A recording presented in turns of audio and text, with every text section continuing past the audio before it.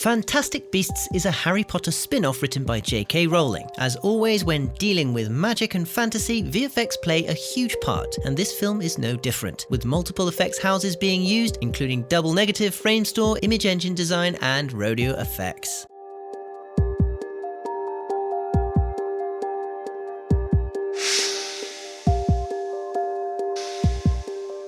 Framestore used a team of 50 animators to create some truly, well, fantastic beasts, including the Niffler, which is a mixture between platypus and mole with a few other cheeky rodent traits too.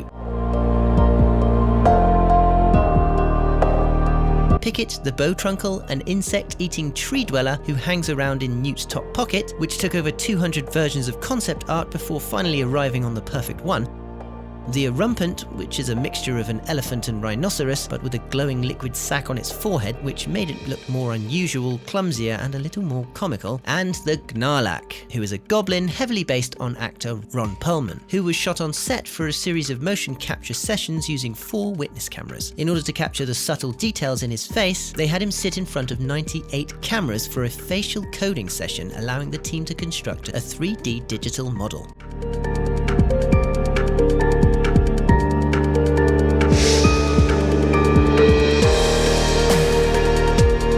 In addition to working on a number of magical beasts, Rodeo also worked on recreating New York in the 1920s, including some shots of Broadway, the entire interior and exterior of the Woolworth building,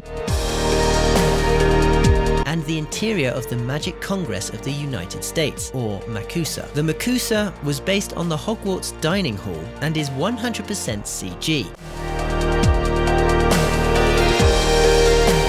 Rodeo also worked on the magical reconstruction of Jacob's apartment after a Mert lamp destroys it. They tried just running the scene in reverse, but it looked, well, just like they'd run it in reverse. So they used Houdini to simulate each individual element involved in the deconstruction as a starting point from where they could create an effective scattering of dust and debris. From that, a custom setup from each asset was built so that it looked like magic was putting them back together.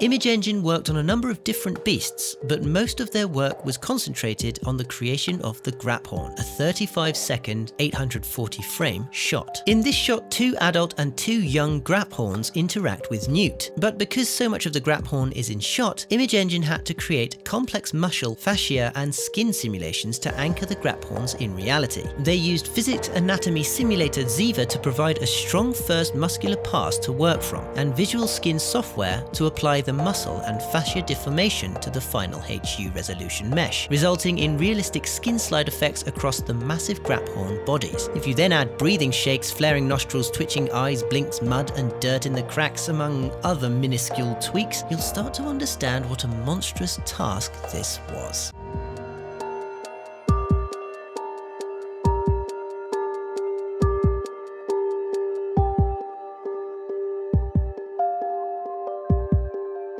Please give us a like if you enjoyed this video. Don't forget the links to the music used in this video are in the video description, and be sure to let us know in the comments which movie VFX you'd like to see behind next.